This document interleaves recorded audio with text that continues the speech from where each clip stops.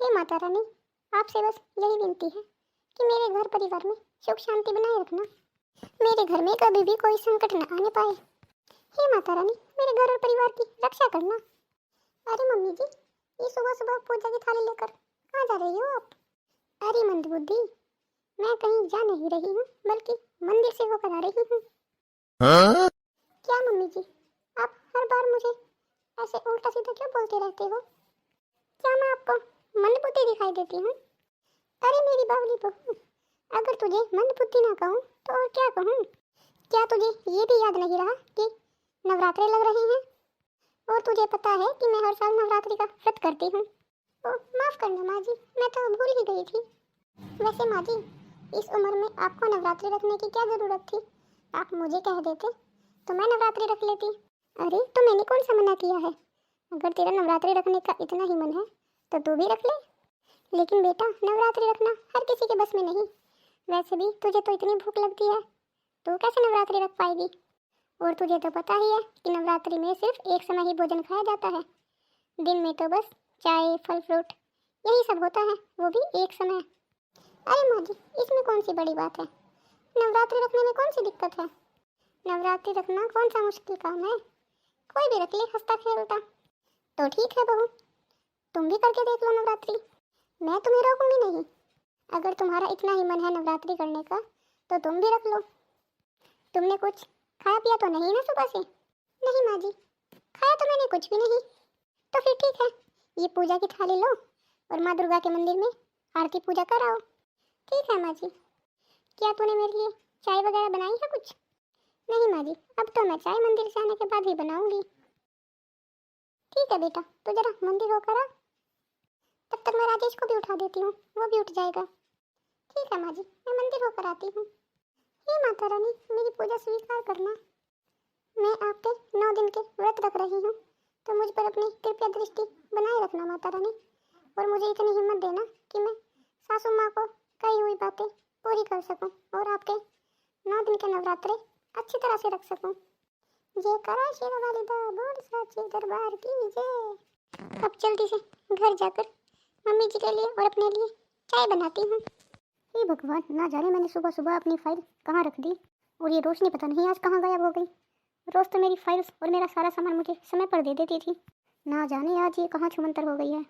अरे रोशनी, कहाँ गायब हो गई थी सुबह से? कितना ढूंढा मैंने तुम्हें, मेरी पिंक वाली फाइल नहीं मिल रही, जरा ढूंढ के दे दो तो। अरे रमेश जी, क्या आप भी आपको दिखाई नहीं दे रहा कि मैं दूध का गिलास लिए खड़ी हूँ?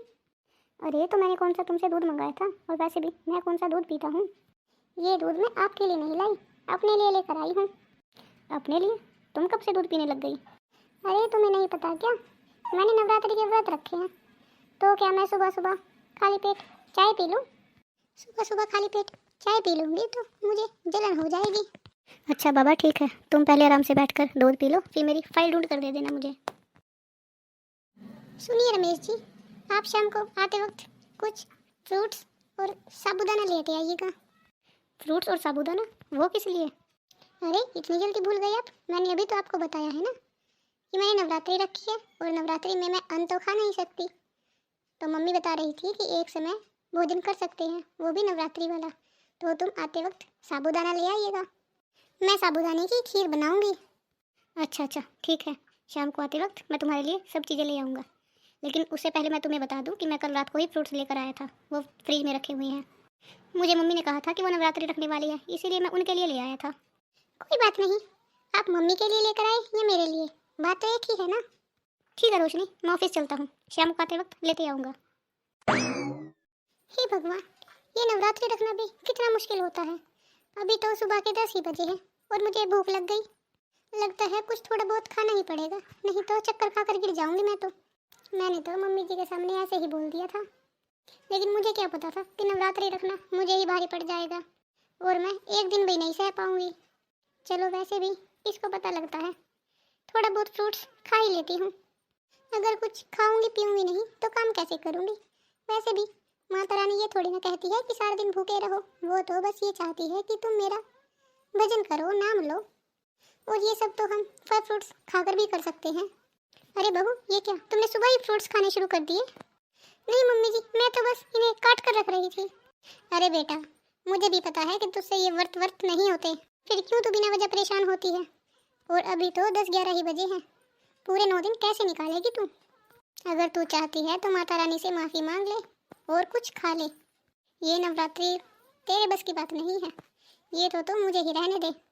अरे मम्मी जी, कैसी बात कर रही हो आप? मैं नवरात्रि क्यों नहीं रख सकती? मैं आपको रह कर दिखाऊंगी। ये राजेश जी भी पता नहीं कहाँ रह गए। अगर ये आ जाते तो मैं इनसे किचन से साबूदाने की खीर मंगवा लेती।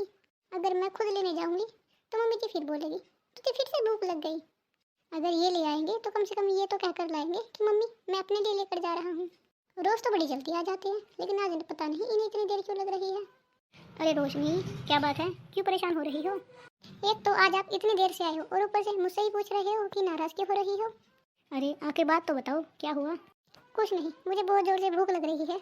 आप किचन से जाइए और साबूदाने की खीर बना कर रखी है मैंने, वो ले आइए। अरे वो तो तुम खुद भी लेकर आ सकती थी, इसके लिए तुम्हें इतना इंतज़ार क्यों करना पड़ा? दरअसल बात यह है कि मैंने शाम को ही साबूदाने की खीर खा ली थी।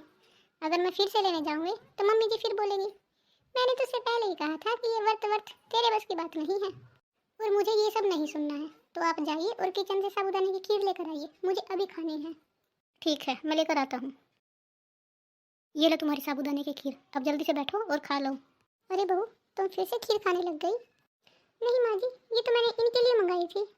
अरे बहू, मुझे अच्छी तरह पता है कि तुमसे ये व्रत नहीं होते, लेकिन तुम मेरा देखे देखी ये व्रत रखने वाली थी।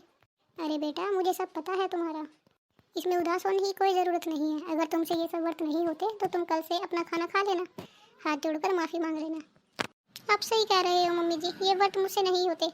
मेरी तो एक ही दिन में हालत ख़राब हो गई, ना जाने आप पूरे 9 के 9 दिन कैसे रखती हो। अरे बेटा, व्रत रखने के लिए मन साफ होना चाहिए, अपने आप को संयम में रखना पड़ता है, अपनी भूख और प्यास कंट्रोल करनी पड़ती है, लेकिन तुझसे तो कुछ भी कंट्रोल नहीं होता। तो अब बस कर, ये व्रत तो तू रहने ही दे।